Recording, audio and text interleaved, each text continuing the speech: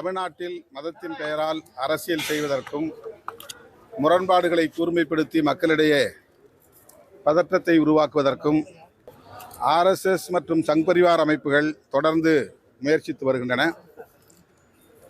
அவர்களைப் போல நீதிமன்றத்திற்குள்ளே இருந்து கொண்டே அந்த வேலைகளை செய்து கொண்டிருக்கிற நீதிபதி அவர்களின் நடவடிக்கைகள் மிகுந்த அதிர்ச்சியை தருகிறது. அவர் தொடர்ந்து இதுபோன்ற அதிரடி தீர்ப்புகளை தந்து தமிழ்நாட்டில் சட்டம் ஒழுங்கை சீர்குலைக்கும் வகையில் ஒரு கேடான சூழலை உருவாக்கி வருவது கவலை அளிக்கிறது. இத்தகைய பதற்றச் சூழலிலும் மதுரை மக்கள் நல்லிணக்கம் காத்திருக்கிறார்கள், அமைதி காத்திருக்கிறார்கள். இதுதான் தமிழ்நாட்டுடைய பண்புக்கூறு. நாடு மதச்சார்பற்ற நாடு. சட்டத்தின்படி இந்தியாவில் மதங்களுக்கும் ஆலய வழிபாட்டிற்கும் அவரவர் விருப்பப்படி விழாக்கள் நடத்துவதற்கும் சட்டம் இடம் தருகிறது. இத்தகைய மதச்சார்பினுடைய அடித்தளத்தை தகர்க்கிற வகையில் நீதிபதியின் தீர்ப்பு என்பது சரியல்ல. இது சட்ட முறைமையை நெருக்கடிக்குள்ளாக்கும். அரசியல் சாசனம் வகுத்தளித்திருக்கிற பன்முகத்தின் அடித்தளமாக இருக்கிற மதச்சார்பின்மையை சிதைக்கிற செயல் இந்த செயல். இது ஏற்புடையதல்ல. மாண்புமிகு நீதியரசர் ஏற்கனவே சொன்ன தீர்ப்பை இன்றைக்கு தமிழக அரசாங்கம் ஏற்கனவே அப்பீல் பண்ணியிருக்காங்க.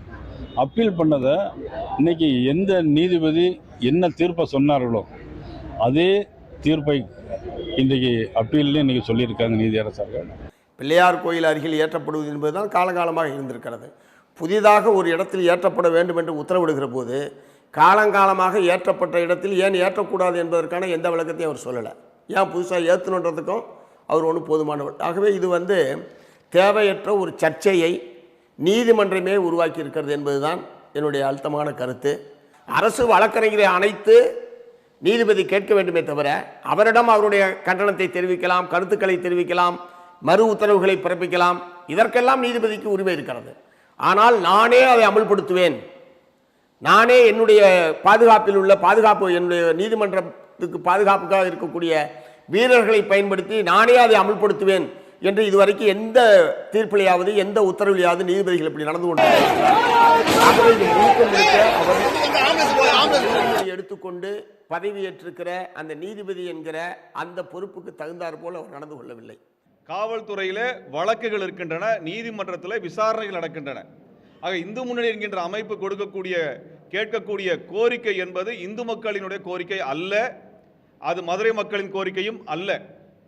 அப்ப இப்படி கலவரம் செய்யக்கூடிய, கொலை செய்யக்கூடிய ஒரு அமைப்பினுடைய கோரிக்கைக்கு ஒரு நீதிமன்றம் ஏன் செவிமெடுக்க வேண்டும் என்ற கேள்வியை நாங்கள் நீதிமன்றத்துக்கு வைக்க விரும்புகிறோம். வணக்கம், இது கேள்விக்களம். நம்ம பார்த்துருப்போம், இப்போது நேற்று போலவே பாஜகவினர் மற்றும் இந்துத்துவ அமைப்பைச் சேர்ந்தவர்கள் காவல்துறையினுடைய அறிவுறுத்தலையும் மீறி அங்கிருந்து கலைந்து செல்ல மறுக்கிறார்கள்.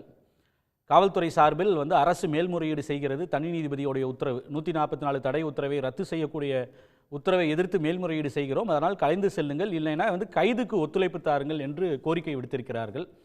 அதாவது ஒரு திருப்பரங்குன்றத்தில் 100 ஆண்டு மரபுப்படி தீபத் திருவிழா நேற்றே மரண தீபம் என்று ஏற்றப்பட்டு விட்டது. பல ஆண்டுகளாக நடத்தப்படுகிறது. 1862 அந்த தொடர்ந்து தீப மண்டபத்தில் உச்சிப்பிள்ளையார் கோயில் அருகில் தான் ஏற்றப்பட்டு வருகிறது. அதே முறைப்படி நேற்றும் ஏற்றப்பட்டு விட்டது.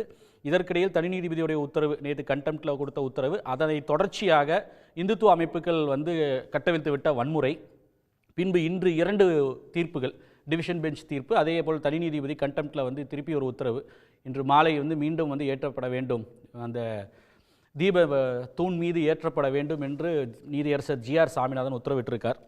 தடுப்புகளை உடைத்து பதற்றத்தை உருவாக்கிய இந்துத்வா பக்தியா, பதற்றத்தை உருவாக்கும் சூழ்ச்சியா, இதைத்தான் நாம் இன்றைக்கு விவாதிக்க இருக்கிறோம். நம்மோடு திமுகவிலிருந்து சூர்யா கிருஷ்ணமூர்த்தி, விரைவில் மார்க்சிஸ்ட் கட்சியிலிருந்து கனகராஜ், வழக்கறிஞர் வாஞ்சிநாதன், பத்திரிகையாளர் பாக்கி மற்றும் விமர்சகர் M. குமார். அனைவருக்கும் வணக்கம். சூர்யா, ஏற்கனவே 2 உத்தரவு வந்துருச்சு. இதற்கிடையில் அங்கே ஒரு பதற்றமான சூழல் மீண்டும் அங்கே நிலவுகிறது. மக்களும் எல்லோருமே ஒரு அச்சத்தில் இருப்பதாக கூட செய்திகள் அங்கிருந்து களத்திலிருந்து நம்ம செய்தியாளர் கொடுக்குறார். இதற்கிடையில் அரசு மேல்முறையீடு போகிறேன்னு சொல்லியிருக்கு. இன்றைய வந்த தீர்ப்பு, நான் ஏற்கனவே சொன்னது போல் ஒரு 100 ஆண்டு மரபைப்படி நடந்து விட்டது. ஒருவேளை இங்கே ஏற்றப்பட்டால் இன்று 2 தீபங்கள் ஏற்றப்படும். அந்த திருப்பரங்குன்றத்தில் மட்டும் அது போன்ற ஒரு சூழல் எழும். அது முறையா இல்லையா, அது ஆகமமா, அதெல்லாம் ஒரு விவாதம், தனிப்பட்ட விவாதம். அதே போல் வந்து இந்த இருக்கக்கூடிய சூழல் வந்து மேலும் பதற்றத்தை தான் உண்டு பண்ணுது. அப்போ இது பக்தியா, பதற்றத்தை உருவாக்கும் முயற்சியா அப்படின்ற ஒரு பெரிய கேள்வி எழுது. உங்கள் கூட்டணி கட்சி தலைவர்கள், பல்வேறு தலைவர்கள் வந்து விமர்சிச்சிருக்காங்க நீதியரசருடைய ஜிஆர் சாமிநாதனுடைய தீர்ப்பை. திமுக எப்படி அணுகுது? இல்லை, அடிப்படையில் நேற்று பெரிய கார்த்திகைன்னு சொல்லப்படக்கூடிய அந்த திருக்கார்த்திகை நிகழ்ச்சி, அந்த கொண்டாட்டம் வந்து தமிழ்நாடு முழுக்க திருவண்ணாமலையில் பல 10 லட்சம் பேர் கூடியதில் தொடங்கி ஒவ்வொரு ஊர்லேயும் ஒவ்வொரு கிராமத்துலேயும் ஒவ்வொரு வீடுகள் வரைக்கும் மிக கோலாகலமாக பெருமகிழ்ச்சியோடு கொண்டாடப்பட்டது. எந்த இடத்துலையும் ஒரு சின்ன சலசலப்போ சின்ன சங்கடமோ யாருக்கும் எந்த இடத்துலையும் ஏற்படலை. திருப்பரங்குன்றத்தில் மட்டும் சில கலவர முயற்சிகள் திட்டமிட்டு சங் பரிவார் கும்பலால் கட்டவிழ்த்து விடுவதற்கான முயற்சி மேற்கொள்ளப்பட்டது. அது முறியடிக்கப்பட்டிருக்கு. திருப்பரங்குன்றத்தில் ஆலயம் வந்து ஒரு விஷயத்தை கருதுது. ஆலயம் நூற்றாண்டு கால மரபை வந்து பின்பற்றணும். ஒரு 100 வருஷமாக எங்கே நம்ம ஏற்றிக்கிட்டு இருக்கிறோமோ, எங்கே வந்து பக்தர்கள் வழிபட்டு இருக்கிறாங்களோ, எல்லா வருடமும் அங்கே தான் ஏற்றிட்டு இருக்கிறோம், எல்லா வருடமும் அங்கே தான் வழிபாடு நடத்திட்டு இருக்கிறாங்க. எல்லா வருடமும் வரக்கூடிய பக்தர்கள், முருக பக்தர்கள், இந்துக்கள் அதை ஏற்றுக்கிட்டு இது பண்ணிட்டு இருக்கிறாங்க. அப்படிங்கும் பொழுது ஆலயத்திற்குன்னு சில நடைமுறைகள் அல்லது நம்பிக்கைகள் அதெல்லாம் இருக்கும்.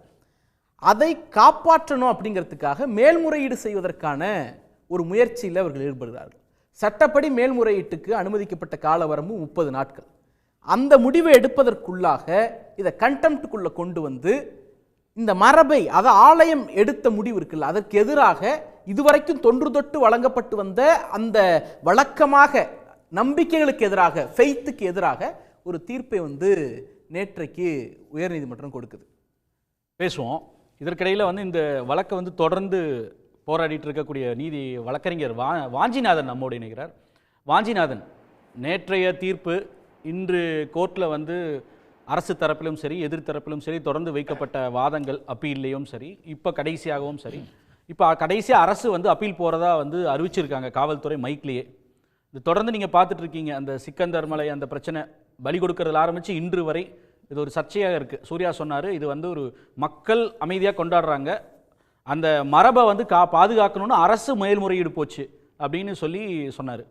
இதை தொடர்ந்து இந்த சிக்கலை வந்து இந்த சர்ச்சையை வந்து பார்த்துட்டு இருக்கக்கூடிய நீங்கள் இதை எப்படி இந்த டீகன்ஸ்ட்ரக்ட் பண்ணுறீங்க?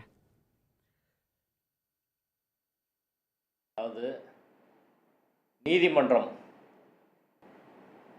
மதுரை உயர்நீதிமன்றம் 3 உத்தரவுகள் இது தொடர்பாக போட்டிருக்காங்க. முதல் உத்தரவு நீதிபதி திரு ஜிஆர் சாமிநாதன் அவர்கள் அந்த சர்வே கல் என்ற எல்லைக்கல்லில் கார்த்திகை தீபம் ஏற்றணும், தர்கா பக்கத்தில் ஏற்றணும் போட்ட ஒரு உத்தரவு. 2வது, அரசு தரப்பு மேல்முறையீடு செய்து மேல்முறையீடு நிலுவையில் இருக்கும்போதே கண்டெம்ப்ட் எடுத்து நீதிமன்ற அவமதிப்பு என்று சொல்லி அரசாங்கத்தை செய்யலை, கோயில் செய்யலை, அதனால் ராம ரவிக்குமார் அங்கே கார்த்திகை தீபம் ஏற்றணும், அவர் கூட 10 பேர் போகணும், அவர்களுக்கு உரிய பாதுகாப்பை தனது உத்தரவை நடைமுறைப்படுத்துவதற்கு சிஐஎஸ்எஃப் போலீஸ் போகணும் அப்படின்னு 65 பேர் அவங்களை அனுப்பிவிட்டு நேற்று போய் ஒரு மிகப்பெரிய ஒரு பிரச்சனை அங்கே நடந்துச்சு. இன்று அதற்கு எதிராக மேல்முறையீட்டு மனு தாக்கல் செய்து 2 நீதிபதிகள் கொண்ட அமர்வில் நீதிபதிகள் திரு ஜெயச்சந்திரன், நீதிபதி திரு கே ராமகிருஷ்ணன் அமர்வில் அந்த வழக்கு விசாரணைக்கு வந்து அரசு தரப்புற சரியான வலுவான வாதங்களை முன் வச்சாங்க. அந்த மேல்முறையீடும் தள்ளுபடி செய்யப்பட்ட சூழ்நிலையில் அடுத்து 4வதாக நீதிபதி திரு ஜிஆர் சுவாமிநாதன் அவர்கள் மதுரை கமிஷனரை வர சொல்லி இப்போ போய் நீங்கள் கட்டாயம் கார்த்திகை தீபம் ஏற்றணும், ராம ரவிக்குமார் பாதுகாப்பு கொடுக்கணும் அப்படின்னு போகிறபோது இன்று 144 உத்தரவு அமலில் இருக்கதால் 144 உத்தரவை நீதிபதி ஜிஆர் சாமிநாதன் அவர்கள் இப்போ ஒரு அரை மணி நேரத்துக்கு முன்னாடி பாஸ் பண்ணுறாரு, ரத்து பண்ணுறாரு. அதை எதிர்த்து அரசு தரப்பு நாங்கள் மேல்முறையீடு போவோம், அதுவரை எங்களால் இதை இம்ப்ளிமெண்ட் பண்ண முடியாது, இது பல்வேறு சிக்கல்களை உருவாக்கும் என்று சொல்லியிருக்கிறாங்க. இதான் இதுக்குள்ளே உள்ள வழக்கு. இப்போ கடைசியாக போட்ட உத்தரவுலேருந்து நம்ம போவோம். சிஐஎஸ்எஃப் போலீஸை உயர்நீதிமன்ற நீதிபதி தனது உத்தரவை அமலாக்குவதற்கு பயன்படுத்த முடியுமா முடியாதா? ஒரு நீதிபதி சொன்னது சரியா? அந்த ஒரு நீதிபதி உத்தரவை 2 நீதிபதிகள் இன்னைக்கு உறுதி செய்தது அரசியல் சட்டப்படி சரியா தவறா அப்படின்றதா ஜனநாயகத்தின் மீது அக்கறை கொண்ட எல்லாரும் விவாதிக்கப்பட வேண்டிய விஷயம். என்னை பொறுத்தவரை நேற்றும் இன்றும் மதுரை உயர்நீதிமன்ற வரலாற்றில் கரும்புள்ளி நாட்கள், ஒரு கருப்பு தினம் என்று சொல்லக்கூடிய அளவுக்கு 2 உத்தரவுகள் பிறப்பிக்கப்பட்டிருக்கு. இது அரசியல் சட்டத்தின் மீதான நேரடியான தாக்குதல், மாநில அரசின் இறையாண்மை மீது நேரடியான தாக்குதல், தமிழக மக்கள் ஒரு தேசிய இன மக்களின் உரிமை மீதான நேரடியான தாக்குதல், அரசியல் சட்டத்திலே சொல்லப்பட்ட செப்பரேஷன் ஆஃப் பவர்ஸ் என்ற கோட்பாட்டின் மீதான தாக்குதல். நீதித்துறை தன்னைத்தானே வீழ்த்தி கொண்டு இருக்கிறது. அப்படி தான் நான் பார்க்குறேன். ஏன் இப்படி சொல்கிறேன் அப்படின்னா, சிஐஎஸ்எஃப் போலீஸு என்ன காரணத்துக்காக உருவாக்குனாங்க? பாராளுமன்றத்தில் 1968 டிசம்பர் 2ஆம் தேதி central industrial security police act 1968 உருவாக்குறாங்க. ஒரு சட்டம் உருவாக்குறது போது அந்த சட்டத்தின் நோக்கம் என்ன என்பது வரையறுக்கப்பட்டிருக்கும். அந்த நோக்கத்துக்கு எதிரான வகையில் அந்த சட்டத்தை பயன்படுத்த முடியாது. அப்போ சிஐஎஸ்எஃப் போலீஸ் என்ன நோக்கத்துக்காக உருவாக்கப்பட்டது அப்படின்னு அந்த சட்டத்தில் சொல்கிறாங்கன்னா, better protection and security of industrial undertakings owned by the central government. ஒன்றிய அரசின் நிறுவனங்களுக்கு பாதுகாப்பு கொடுப்பதற்காக துவங்கப்பட்ட இந்த அமைப்பு அதுக்கப்புறம் ஹைகோர்ட்டுக்கு, விமான நிலையத்துக்கு, எல்லாத்துக்கும் பாதுகாப்பு. திரு வாஞ்சிநாதன், அதாவது ஒன்றிய அரசனுடைய எஸ்டாப்ளிஷ்மெண்ட்ஸை பாதுகாப்பதற்கான ஒரு அமைப்பு. அதாவது எப்படி வந்து ஆர்பிஎஃப் வந்து ரயில்வேயுடைய சொத்துக்களை பாதுகாப்பதோ அதே போல ஒன்றிய அரசனுடைய இண்டஸ்ட்ரியல் எஸ்டாப்ளிஷ்மெண்ட், ஏர்போர்ட்டை பாதுகாக்கிறது மட்டும்தான் இவர்கள் வேலை. அதை வந்து இதற்கு பணித்தது வந்து செப்பரேஷன் ஆஃப் பவர்ஸ், அதாவது சட்ட ஒழுங்கை பாதுகாப்பதுன்றது மாநில அரசனுடைய அதிகாரம். அதற்குள்ள தலையிடுறது, சிஐஎஸ்ஐ வந்து அனுப்புறது அப்படின்றது செப்பரேஷன் ஆஃப் பவர்ஸை மீறியது அப்படின்னு சொல்றீங்க. ஆனால் இன்னைக்கு டிவிஷன் பெஞ்ச் சொல்லும்பொழுது ஒரு நீதிபதியினுடைய உத்தரவை மதிக்கவில்லை, இல்லைன்னா அதை வந்து அமல்படுத்தவில்லை என்பது யாரை வைத்து அதை அமல்படுத்தணுன்றத முடிவைத்தான் எடுக்கிறாரு. யாரை வைத்து அமல்படுத்தணும்னா அதுக்கு மாநில காவல்துறையிலிருந்து சிஐஎஸ்எஃப் என்ற முடிவைத்தான் எடுத்திருக்கிறார் என்று அதை ஆமோதிக்குது இல்லையா டிவிஷன் பெஞ்சு? அதை ஆமோதிச்சது எப்படி தவறுன்னு நான் சொல்கிறேன். இப்போ 5 ஆண்டுகளுக்கு முன்பு 2019 சபரிமலையில் பெண்கள் நுழைந்து இறைவனை, அங்கே உள்ள ஐயப்பனை கும்பிடலாம், இதை யாரும் தடுக்கக்கூடாதுன்னு சொல்லி உச்சநீதிமன்றத்தின் 5 நீதிபதிகள் கொண்ட அமர்வு உத்தரவு போட்டாங்க. அந்த உத்தரவு இன்னைக்கு வரை அமலாயிருக்கா? அமலாக்கக்கூடாது என்று தடுப்பவர்கள் யார்? சங் பரிவார். இந்த சங் பரிவார் அமைப்பை சேர்ந்தவங்க எங்கள் கோயிலோட பழக்க வழக்க மரபில் சுப்ரீம் கோர்ட் எப்படி தலையிட போச்சு, நாங்கள் விடமாட்டோம்னு சொல்லி போனவங்களை அடித்தாங்க, விரட்டி. இன்னைக்கு வரை சட்டம் ஒழுங்கு பிரச்சனை இல்லை. கேரள அரசு அந்த உத்தரவை நடைமுறைப்படுத்தலை. இப்போ உச்சநீதிமன்றத்தில் ஒருத்தர் பெட்டிஷன் போட்டு கேரள அரசாங்கம் அதை செய்ய மாட்டேங்குது.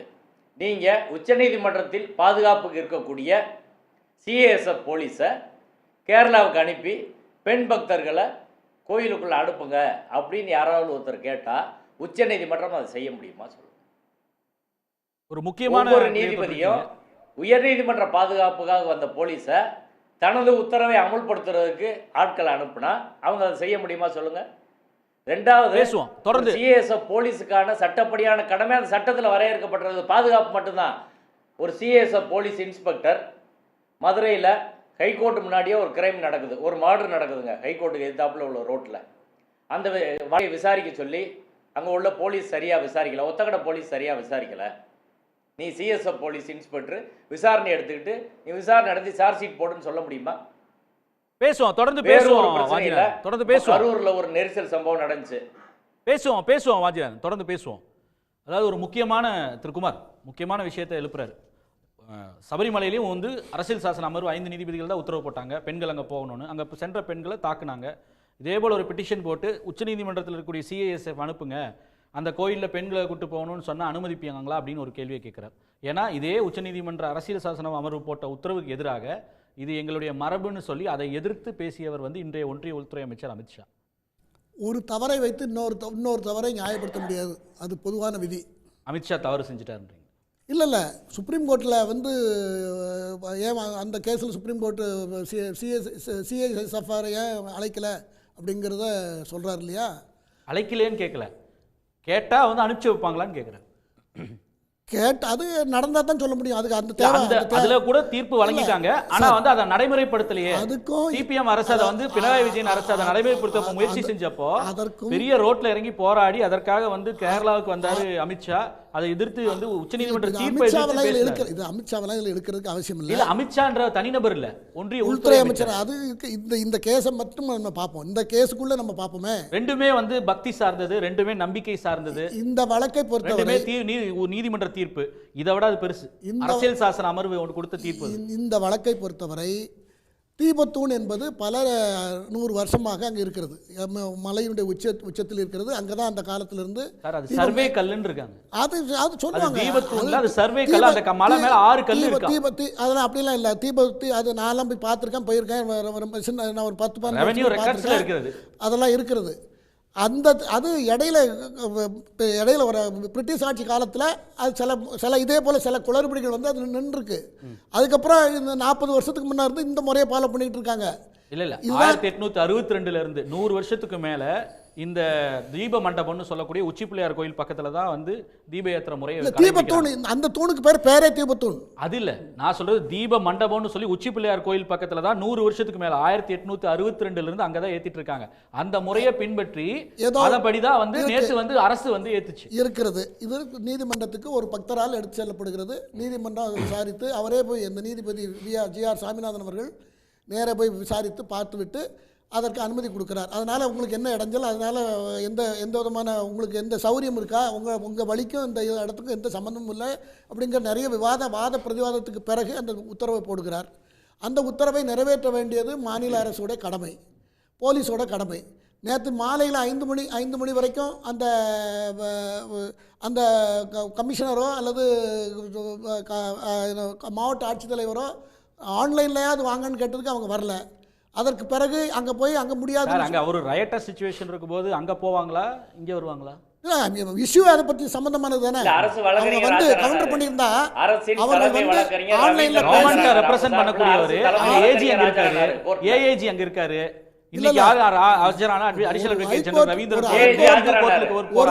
ஒரு ஹைகோர்ட் உத்தரவுங்கிறது வலுவான அதிகாரம் படைத்ததுன்னு யாராவது நம்ப தானே செய்யறோம். அப்ப அந்த சம்பந்தப்பட்ட வழக்குல ஒரு நீதிபதி நேரா வர வேண்டாம், முடியலன்னா பரவாயில்ல ஆன்லைன்ல வாங்கன்னு கேட்க அதுக்கு வரல. இல்லை, நீங்க ஹைகோர்ட் உத்தரவை நம்ம கடைபிடிக்கணும், எல்லாரும் கம்ப்ளை பண்ணணுன்றதுனால நான் சொல்றேன். இதே இந்த விளக்கேற்றுறது சம்பந்தமா 2014 வந்து ஏற்கனவே அன்றைய முதலமைச்சராக அமைச்சர் ஜெயலலிதா இருந்தப்போ நீதிமன்றம் வந்து இந்த இடத்துல தான் ஏற்றணும் அப்படின்னு சொல்லலை. அவங்க மறுத்துட்டாங்க, டிஸ்மிஸ் பண்ணிட்டாங்க. அதை 2017 இன்று எதிர்க்கட்சி தலைவராக இருக்கார் இல்லையா, அன்று முதலமைச்சராக இருந்த திரு எடப்பாடி பழனிசாமி அவர்கள் பீரியடில் இதே போல் பெஞ்சில் வந்தப்போ பெஞ்சும் டிஸ்மிஸ் பண்ணிடுச்சு. இன்னைக்கு எதை வந்து அலோவ் பண்ணாரோ நீதியரசர் ஜி.ஆர். சுவாமிநாதன், அதற்கு மாறான தீர்ப்பை ஒரு இருநபர் அமர்வு வந்து 2 நீதிபதிகள் கொண்ட அமர்வு 2017 அதற்கு எதிரான தீர்ப்பை கொடுத்துருச்சு. அதை மீறி தான் அவர் வந்து நீ கொடுத்துருக்காருன்னு வாஞ்சிநாதன் சொல்றாரு. அதை மீறி கொடுத்ததாக சொல்லல.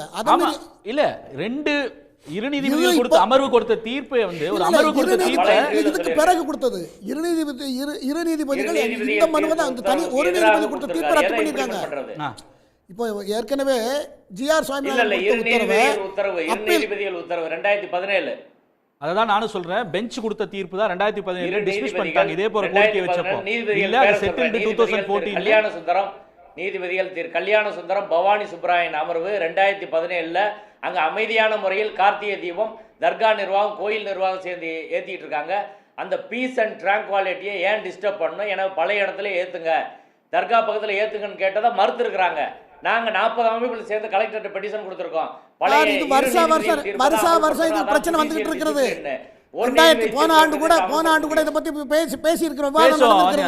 இல்ல 2017 இதே கோரிக்கை வச்சப்ப 2 நீதிபதிகள் அவர் வந்து அதை டிஸ்மிஸ் பண்ணிட்டாங்க. உங்க கோரிக்கையில நியாயம் இல்ல, அமைதியை குலைக்காதீங்கன்னு. அதை மீறி வந்து தனி நீதிபதி வந்து இன்னைக்கு ஒரு உத்தரவு ஏதாவது இருந்தா கொடுங்க, எந்த ஆர்டர் நம்பர் இருந்தா கொடுங்க, நான் செக் பண்ணலாம். வாஞ்சிநாதன் ஆர்டர் என்ன நீதிமன்றத்துல அப்படி ஒரு உத்தரவு போட்டா இன்னொரு நீதிபதி அதே உத்தரவு எடுக்க முடியாது. இல்லை அப்படி நீங்க சொல்றது இல்ல. இதே நீதிபதி ஒரு தீர்ப்பை வந்து ஒரு நிமிஷம் சார், ஒரு நிமிஷம். அதாவது இப்போ என்ன, இப்போ இந்த நீதிபதி ஏற்கனவே கொடுத்த உத்தரவுக்கு மாறாக கொடுத்திருக்காரு என்று சொல்ல வருது. அதுக்கு வந்து நீதிமன்ற ஆணையம் அது அவர் சைட் பண்றாரு. அந்த ஆணை நம்பரை சொல்ல படிச்சு காமிச்சுங்க, சரத்தை படிச்சு காமிச்சுங்க. அது படிச்சு காமி சொல்லுங்க. ரிட் அப்பீல் நம்பர் நான் சொல்றேன் சொல்லுங்க. Writ appeal number 1524 of 2014 single judge order 7/12/2017 writ appeal number 1524 of 2014. அந்த வரியே நான் உங்களுக்கு வாட்சி காட்டுறேன். ஒரே நிமிஷம், மக்களுக்கு எல்லா உண்மையும் தெரியட்டும்.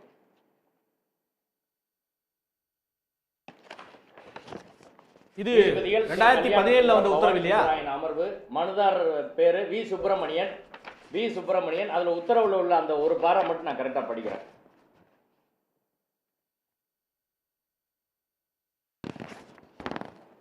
The present practice of lighting Kartiga Deepam near Mocha Deepam when authorities as well as the representatives of the Dargah, authorities and HRNC authorities, representatives of Dargah, is performed peacefully for the last few decades. There is no reason why such peace and tranquility maintained by both the communities should be disturbed. Sir ஒரு நிமிஷம் இல்ல எந்த தர்காவை சார்ந்தவர்கள் யாராவது objection பண்ணிருக்காங்களா? தர்காவை சார்ந்தவர்கள் யாராவது பண்ணிருக்காங்க sir. அவர்கள் சார்பா நீதி வழக்கறிஞர் மோகன் வந்து ஆஜராகி அவரும் வாதிட்டு இருக்காரு. அவரு இதை சொல்லியிருக்காரு. அவர்களுக்கும் வந்து வாதத்தை முன் வச்சிருக்காங்க. அவங்களே சொல்லியிருக்காங்க இது போல 6 தூண் இருக்குன்றதெல்லாம் அந்த வழக்கில் அவங்களே இன்னைக்கு வாதத்தை வச்சிருக்காங்க. இரு நீதிபதி அமர்வு முன்னாடி இது வரைக்கும் நடந்திருக்கிற தகவல் வரைக்கும் இப்ப இவங்க சொல்றது புது தகவலா இருக்கிறது. இந்த ரிட் அப்பீல் ரொம்ப பழசு. 2017 வந்து எல்லாருக்குமே தெரியும். 23 24 கூட இதே போல அப்ப நீதிமன்ற உத்தரவுல கிடையாது. இது சம்பந்தமா 2 உத்தரவு தான் சார் 2014 வந்தது. அதை உறுதிப்படுத்து 2017 இரு நீதிபதிகள் அமர்வு உறுதிப்படுத்துறாங்க டிவிஷன் பெஞ்ச். அதுக்கப்புறம் இன்னைக்கு வந்து ஒரு தனி நீதிபதி வந்து சிங்கிள் ஜட்ஜ் வந்து அதை வந்து அதுக்கு மாறா வந்து ஒரு தீர்ப்பு கொடுக்கிறார். நீதிபதி நேரா போய் களஆய்வு செய்து அவர் ஒரு உத்தரவு போட்டு அந்த உத்தரவை நிறைவேற்றுவதில் ஏற்பட்ட பிரச்சனை இருக்கிறது. அதை பத்தி நம்ம அதத்தான் சார் ஜுடிஷியல் இன்டிசிப்ளின்றாங்க. அது சட்டத்துக்கே அது இடம் இல்ல சார். நீங்க ஒரு லார்ஜர் பெஞ்ச் கொடுத்த தீர்ப்பை ஒரு சிங்கிள் ஜட்ஜ் வந்து அதை ஓவர்ரூல் பண்ண முடியாது. இதுக்குள்ள இருக்கக்கூடிய இதுக்குள்ள வந்துரும். இது வந்து என்ன பதற்றத்தை உண்டு பண்றதுக்கான ஒரு முயற்சியில இருந்து ஈடுபடுறாங்களா? ஒரு வழக்குல ஒரு மாதிரியான தீர்ப்பை கொடுத்ததுக்கு பிறகு அதே இஷ்யூல இன்னொரு மாதிரி தீர்ப்பை கொடுக்க முடியாது. அதுதான் எல்லாரும் கொடுக்க முடியாது. எப்படி வந்து அந்த மாதிரி ஒரு தீர்ப்பை கொடுக்கறாரு இந்த நீதியரசர் அப்படினா கேள்வி. இதுல இஸ்லாமிய தரப்புல இருந்து யாரும் நான் இப்போ இந்த நிமிஷம் வந்து உட்கார்ற வரைக்கும் அவங்க யாராவது இதில் மனு போட்டாங்களா, மனுவில் சம்மந்தப்பட்டிருக்காங்களாங்கிறதுலாம் நான் நியூஸை ஃபுல்லாக ஃபாலோ பண்ணிட்டு தான் வந்தேன். ஆனால் தெரியல இப்போ இவங்க சொல்கிறாங்க ஆர்கியூவே பண்ணியிருக்க. ஆகையினால இப்போ இந்த தீர்ப்பை நிறைவேற்றுறது அவர் தீர்ப்பு கொடுத்துட்டாரு. கொடுக்கலன்னு அப்படி கொடுத்துருந்தா சுப்ரீம் கோர்ட்டுக்கு போனால் இது சாமிநாதன் தான் அதுக்கு பதில் சொல்லணும். அப்படி ஒரு தீர்ப்பு ஏற்கனவே ஆயிருந்தால் அதற்கு அவர் தான் பதில் சொல்லணும். அதை தாண்டின விஷயம் என்னென்னா ஒரு அரசாங்கம் அது தான் ஒரு நீதிமன்றம் தான் அளித்த ஆணையை நிறைவேற்றுவதற்கு இன்சிஸ்ட் பண்ணுகிறது. அதற்கு போலீஸ் மறுக்கவே அவர் அந்த அங்கே இருக்கிற நீதிமன்ற காவலுக்கு இருக்கிறவங்கள அனுப்புகிறாரு. அப்போ அங்கேயும் அவங்களையும் மறிக்கிறாங்க. மறித்து அங்கே தகராறு நடக்கிறது. அதுக்கப்புறம் அங்கே கோர்ட்டு உத்தரவு நிறைவேற்றப்படலை. அதுக்கப்புறம் பெஞ்சுக்கு வருது. பெஞ்சில் அது சரின்னு சொல்லியிருக்காங்க. ஏற்கனவே 17 கொடுத்திருந்தா அவங்க முதல்ல தப்பு பண்ணிட்டாருன்னு வச்சுக்கலாம். ரெண்டாவது பெஞ்ச் அதை உறுதிப்படுத்துறது. பெஞ்ச் வந்து இன்னைக்கு எடுத்து கண்டெம்ட் அப்பீல மட்டும் தான் எடுத்திருக்காங்க. நாளைக்கு தான் வந்து அது விலக்கேத்துறத வந்து எடுக்க போறாங்க. ஜிஆர் சாமிநாதன் தான் எடுத்திருக்காங்க. திரும்ப கண்டெம்ட்ல அவர் இன்னைக்கு ஆர்டர் போட்டிருக்காரு சார். அதை திரும்ப வந்து பெஞ்ச் விசாரிச்சதுக்கு அப்புறம் ஆர்டரா போட்டிருக்காரு. நாளைக்கு வந்து டிவிஷன் பெஞ்ச் வந்து நாளைக்கு தான் வந்து விலக்கேத்துறது சம்பந்தமா அவங்க விசாரிக்க போறாங்க. திரு கனகராஜ், இதுல அடிப்படையில் நம்ம பார்க்க வேண்டியது இது இடையில இன்னைக்கு கூட வந்து பெஞ்ச் ஒரு கேள்வி கேட்டிருந்தாங்க. வருஷத்துக்கு ஒரு நாள் இந்த மாதிரி வந்து எந்த ஒரு சர்ச்சையும் இல்லாமல் அமைதியாக வந்து ஏற்றுட்டு போகிறதுனால என்ன ஆயிட போகுது அப்படின்ற ஒரு கேள்வியை வந்து இன்னைக்கு நீதியரசர் ஜெயச்சந்திரன் அமர்வு கேட்டிருந்தாங்க. இதில் இருக்கக்கூடிய ஒரு கேள்வி என்னன்னா, இது இன்னொரு அயோத்தியாவாக மாறிடுமோ அப்படின்ற ஒரு பெரிய அச்சம் தான் எல்லாத்துக்கும் இருக்குது. வருஷத்துக்கு ஒருக்கா விளக்கேற்றணும். அதுக்கப்புறம் இதே நாளைக்கு ஒரு நீதியரசர் வந்து அந்த கோயிலுக்கு ஏன் நான் போகக்கூடாதா, நான் விளக்கேற்ற இடத்த போய் நான் வந்து வழிபடக்கூடாதான்னு சொல்லும் பொழுது இன்னொரு நீதிபதி வந்து அவர் வழிபாட்டு உரிமையை வந்து தடுக்க முடியாது, அரசியல் சாசனத்தில் கொடுத்துருக்கக்கூடிய உரிமைன்னு சொல்லி தொடர்ந்து இது இன்னொரு பெரிய ஒரு அயோத்தியா பிரச்சனையாக மாறிடுமோன்ற ஒரு விமர்சனையும் இல்லை ஒரு அச்சத்தையும் வெளிப்படுத்துகிறாங்க நிறையா பேர். இதை எப்படி புரிஞ்சுக்கிறது? முதல்ல தமிழ்நாடு அரசுக்கு, மாண்புமிகு முதலமைச்சர் அவர்களுக்கு என்னுடைய பாராட்டுக்கள். இந்த மாதிரியான விஷயங்களில் பல நேரங்களில் பல பேர் சரியான நிலை எடுக்காததன் காரணமாகத்தான் சங் பரிவார் அதாவது இந்து மதத்திற்கும் ஆன்மீகத்துக்கும் வழிபாட்டிற்கும் எந்தவித சம்பந்தமும் இல்லாத அரசியலுக்காக பண்ணுகிற இந்த நாடகங்களை அதை அப்படி சொல்லிடுவாங்களோ, மதத்துக்கு எதிரானு சொல்லிடுவாங்களோ அப்படிங்கிற பயத்திலிருந்து அணுகுகிற தன்மையின் காரணமாகத்தான் அவங்க இப்படி போகிறாங்க. நான் கேட்குறேன், நீங்கள் மற்ற விஷயத்தை தள்ளி வச்சுருங்க. மணிப்பூரில் நீங்கள் இவங்களுக்கு ட்ரைபல் அந்தஸ்து கொடுங்க அப்படின்னு கோர்ட்டு சொல்லுது. ஆக்சுவலாக அதை நிறைவேற்றாமல் அந்த அரசாங்கம் இருந்திருந்தால் என்ன நடந்திருக்கும்? 2 வருஷம் 238 உயிர்கள், 36 பேரை இன்னும் காணலை, பெண்களை நேக்கட்டாக கொண்டு போனான். நான் என்ன கேட்குறேன், அந்த நீதிபதியினுடைய உத்தரவு நியாயம்னு சொல்லுவீங்களா நீங்கள்? இந்த 2 வருஷத்துக்கு மேலே அந்த மாநிலம் என்ன பாடுபடுதுன்னு உங்களுக்கு தெரியாதா? அது ஒரு அம்சம். ஆனால் இவங்களுக்கு தெரியும், ஸ்டாலின் மாதிரியான ஒரு ஆள் மணிப்பூரில் உட்கார்ந்துருந்து ஃபேமாக அந்த ஆர்டரை நான் அமுல்படுத்த மாட்டேன் வந்து பாருன்னு சொல்லியிருந்தா என்ன நடந்திருக்காது அப்படின்னு சொன்னால் 2 வருஷமாக மணிப்பூர் எரியாது. நம்பர் 1. நம்பர் 2, இப்போ சார் கூட கேட்டார், இஸ்லாமியர்கள் சொன்னாங்களா? இது இஸ்லாமியர்களுக்கும் இந்துக்களுக்குமான பிரச்சனை இல்லை, இந்துத்துவா கழகக்காரர்களுக்கும் இந்தியாவில் சட்டம் ஒழுங்கை பாதுகாக்க வேண்டும் என்று நினைக்கிற மக்களுக்குமான பிரச்சனை. நீங்கள் அவர் தர்காவை இடிச்சிட்டு போனால் இடிச்சிட்டு போட்டோன்னு அவர் இருப்பார், நீங்கள் பார்த்துக்கிட்டு இருப்பீங்களா? ரோட்டில் ஒரு கொலை நடக்குது, அவங்க சொந்தக்காரங்க யாரும் கேட்கவே இல்லை, நீ கேட்காதேன்னு சொல்லுவாரா? இது என்ன நியாயம் என்றே எனக்கு தெரியல. இதை திரும்ப திரும்ப அவங்க எப்படி முடிச்சு போடுறாங்க பாருங்கள். எங்களுக்கும் இஸ்லாமியர்களுக்கும் ஒன்றும் பிரச்சனை இல்லை, இஸ்லாமியர்கள் கேள்வி கேட்கவில்லை. இஸ்லாமியர்கள் கேள்வி கேட்கலைன்னா தர்காவையோ மசூதியவோ அல்லது எதை வேணாலும் நீங்கள் ரன்சாக் பண்ணுவீங்களா? இந்த வார்த்தை ஜிஆர் சாமிநாதன் அது தீபத்தூண்னாரு. இவங்க ஒரு பேர் வச்சுட்டதுனால அது தீபத்தூணா? தீபத்தூண் எங்கே இருந்தது? எவ்வளவு காலத்துக்கு முன்னால் அந்த இடம் இருந்தது? சரி, அது ஒரு பக்கத்தில் இருக்கட்டும். நான் என்ன கேட்குறேன், நீதிபதி ஜிஆர் சாமிநாதன் கேட்குறாரு, நான் என்ன தூக்கிலையா போட சொன்னேன்? நான் என்ன கட்டடத்தை அடிக்க சொன்னேன்? இர்ரிவர்சிபிள் கான்சிக்வன்சஸ் ஏதாவது வந்துருமா இதை அமுல்படுத்தினா? ஒரு நீதிபதியோட வார்த்தையா அது? நீங்கள் ஒன்றை மட்டும் தெரிஞ்சுக்கோங்க, ஹிந்துத்துவாவினுடைய மோடஸ் ஆப்பரண்டி இதுதான். அமைதியாக தீபம் ஏற்றுகிறோம், பார்த்தா பசு மாதிரி தெரியும், இப்படி தானே சொன்னாங்க. சிலன்யாஸ் நடத்தி கொள்கிறோம், பூஜை நடத்தி கொள்கிறோம், உச்ச நீதிமன்றத்தில் போய் நாங்கள் அந்த கட்டடத்தை இடிக்க விட மாட்டோம். யார் சொன்னது? யாரோ ஒரு முதலமைச்சர் அல்ல, கல்யாண் சிங். நீங்கள் ஏமாற்றுக்காரர்கள், உச்ச நீதிமன்றத்தை ஏமாற்றியவர்கள் நீங்கள்.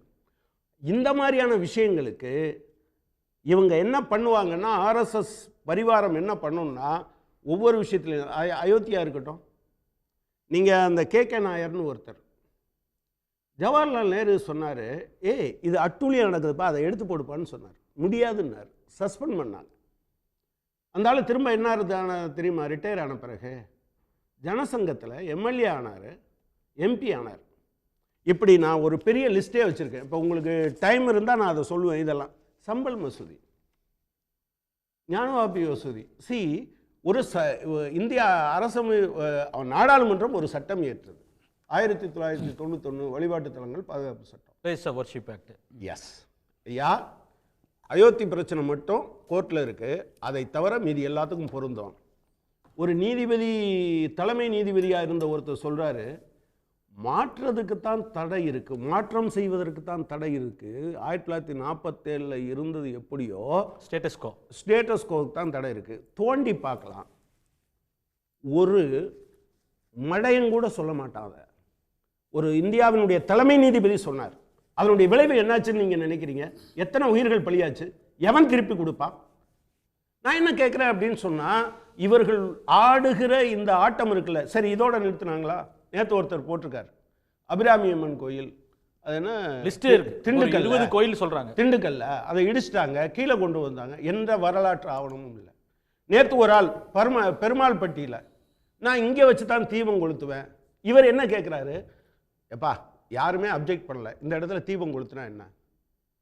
கொளுத்துவீங்களா? நீங்கள் பொது இடம்னா எல்லா இடத்துலையும் கொளுத்துவீங்களா? அதுக்கு ஒரு டிசிப்ளின் கிடையாதா? அப்போ இவர்களுடைய நோக்கம் என்ன? இறை வழிபாடு இல்லை, இறை நம்பிக்கை இல்லை. அந்த நம்பிக்கைக்குள் ஒளிந்து கொண்டு கலகம் ஊட்டுவது.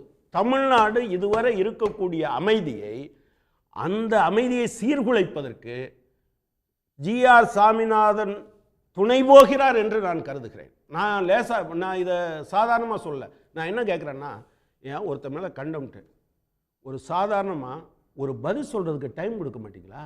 5 நிமிஷத்தில் ஆஜராகணும். ராஜாவா இது? ஜனநாயக நாடு இல்லையா? நீதிபதிகள் அவர்களை விமர்சிக்கக்கூடாது என்று எல்லாரும் நினைக்கிற காரணத்தினாலேயே நீதிபதிகளுக்கு வானளாவிய அதிகாரம் இருக்கிறதா? அரசியல் சட்டம் அவர்களுக்கு எச்சி இலையில் விழுந்துக்கோ, அது என்னது, நானே கோயிலுக்குள்ளே போக முடியாது, நீ ஏன் போகிற? அது என்ன, லாவணியா விஷயத்தில் எவனையும் கேள்வி கேட்க மாட்டேன், சிபிஐக்கு கொடு. சிபிஐ மாற்றி சொன்ன பிறகு இவர் என்ன பண்ணுவார்? எல்லாருடைய மனதிலும் அதில் ஒரு சந்தேகத்தை விதைத்தாரா இல்லையா?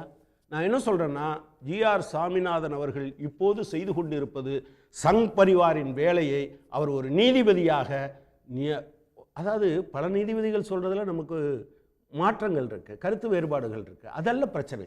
ஆனால் இவர் உள்நோக்கத்தோடு தான் இதை செயல்படுத்துகிறார் என்று நான் உறுதியாக சொல்ல விரும்புகிறேன். திரு பாக்கி, ஒரு அஜெண்டாவோட சங் பரிவாரோடைய அஜெண்டாவை திரு ஜிஆர் சாமிநாதன் வந்து செயல்படுத்திட்டு இருக்கார், நீதிபதியாக இருந்து கொண்டு அப்படின்ற குற்றச்சாட்டை வைக்கிறார். ரெண்டாவது, சங் பரிவாருக்கு இங்கே பக்தியெல்லாம் இல்லை, தமிழ்நாட்டில் வந்து அமைதியை குலைக்க வேண்டும், அதன் மூலமாக வந்து அரசியல் ஆதாயம் பெற வேண்டும் அப்படின்னு.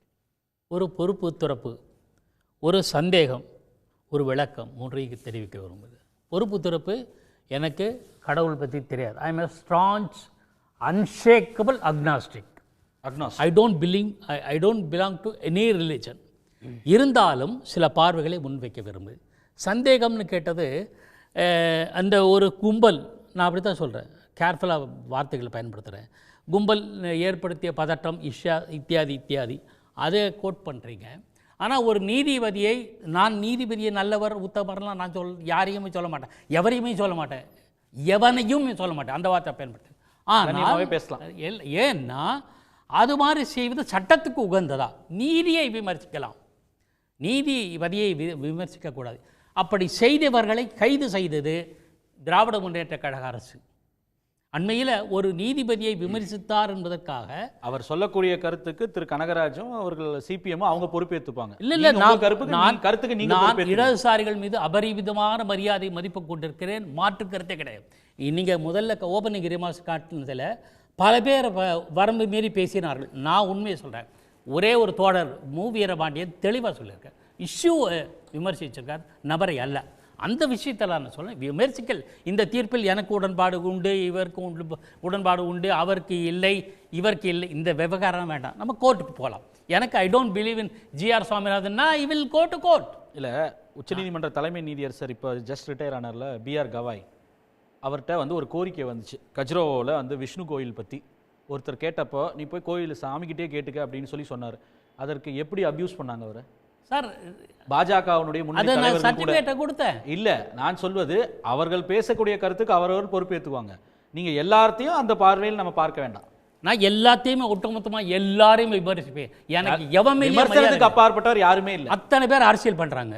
அது ஹிந்துத்துவா வச்சுக்கிட்டோ வேற ஏதோ ஒரு இழவை வச்சுக்கிட்டோ அரசியல் பண்ணி ஒரு அரசியல் தான் செய்வார்கள், அதில் மாற்றுக்கிறதுக்கு. என்னுடைய இன்னொரு விளக்கம் என்ன சொன்னேன்னா, பெருமாள் கோவில்பட்டியை பற்றி தோழர் கனகராஜ் சொன்னார்.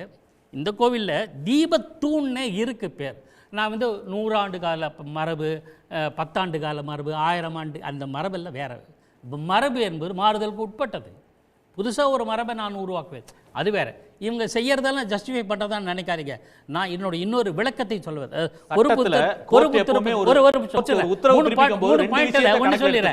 என்னுடைய சொன்னதுனால 10 ஆண்டுகளை பற்றி எனக்கு கவலை இல்லைன்றாங்க. கோர்ட் எப்பவுமே வந்து உத்தரவு பிறப்பிக்கும் போது ஒன்று சட்டம், இன்னொன்று மரபு, ரெண்டையுமே கருத்தில் எடுத்துக்கும். இந்த விஷயத்துல சார், நான் வழக்கறிஞர் உங்களை மாதிரி வழக்கெல்லாம் ஆட தெரியாது, எனக்கு பாயிண்டை தான் வைக்க தெரியும். ஒவ்வொரு நாணயத்துக்கும் இன்னொரு பக்கம் உண்டு, இதுதான் என் நிலைப்பாடு. வேற எதுவும் நோக்கெல்லாம் கண்டுபிடிச்சு எனக்கு குறுக்கிட வேண்டாம். குறுக்கிடாமல் இருப்பது யாருமே சொல்லல. உள்நோக்கெல்லாம் யாரு கற்பி இல்ல குறுக்கிட வேண்டாம், குறுக்கிட வேண்டாம். ஜனநாயகம் என்பது என்ன சார்? ஜனநாயகம் என்ன? உங்க கருத்து எனக்கு சுத்தமா உடன்பாடல, ஆனா நீங்க பேசுறத முழுக்க அனுமதிப்பேன், அதுதானே நிலைப்பாடு. அந்த மதிப்பை எல்லாரிடமும் எதிர்பார்க்க நானும் அதை கடைப்பிடிப்பதனால எனக்கு அந்த யோக்கியதை உண்டு. கேளுங்க, நீங்க கேள்வி. என்ன சொல்ல வரேன்னா, இந்த திருப்பரங்குன்ற இஷ்யூ தீபத்தூண்னு சொன்னது. நான் இந்த மரபுகளெல்லாம் கூட மாற்றப்படும் சார். தமிழ்நாட்டில் எத்தனை மரபுகள் மாற்றப்பட்டிருக்கின்றன. நானும் சில மரபுகளை மாறுவேன். அது வசதிக்கும் சூழலும் தேவையும் சுற்றுச்சூழல் மற்ற எல்லா பல்வேறு அம்சங்களை கருதி அதன் அடிப்படையில் மரபுகள் மாற்றப்படுகின்றன. அதன் நிலையில் மாற்றம் 10-20 ஆண்டுகளுக்கு முன்பு இதே திருப்பரங்குன்றத்தில் இதே சிக்கந்தர் பாதுஷா தர்காவுக்கு 15 மீட்டர் தள்ளி எங்கே வேண்டுமானால் தீபம் ஏற்றி கொள்ளட்டும் சொன்னது தர்கா நிர்வாகத்தினர். தேதி 1/12/2005. ஸோ அவங்களே ஒத்துட்டாங்க. ஒன்று இங்கே அதுக்குதான் திரு கனகராஜ் கேட்டார், எதற்கு தர்கா சொல்லணும், தர்காவுக்கு ஆட்சேபனை இல்லைன்ற இல்லை. நான் கேட்கறது தர்கா 2005 என்ன ஒன்று சொல்லு, இன்னைக்கு தர்கா நீ வேற சொல்லுது, அதுக்காக மாத்திக்கலாமா? இல்ல அதான் நான் சொல்றேன். 2014 கோர்ட் என்ன சொன்னுச்சு, 2017 கோர்ட் என்ன சொல்லுச்சு, டிவிஷன் பெஞ்ச் இதே போல கோரிக்கை வச்சப்போ அதை டிஸ்மிஸ் பண்ணிச்சா இல்லையா? அதை தானே நம்ம எடுத்துக்க முடியும். கோர்ட் சொல்றதை ஏற்றுக்க முடியுமா? இல்ல தர்கால ஆட்கள் மாறுவாங்க, கோயில்ல டெம்பிள்ல ட்ரஸ்டீஸ் மாற்றியே இருப்பாங்க, ஒவ்வொருத்தர் ஒவ்வொரு நிலைப்பாடு இருப்பார், அதுக்கேற்ற மாதிரி மாத்திக்கிட்டே இருக்க முடியாது. சரி, நீதிமன்றத்துடைய உத்தரவு தானே செல்லும், நீதிமன்றம் கருத்து சொல்றது தானே செல்லும்.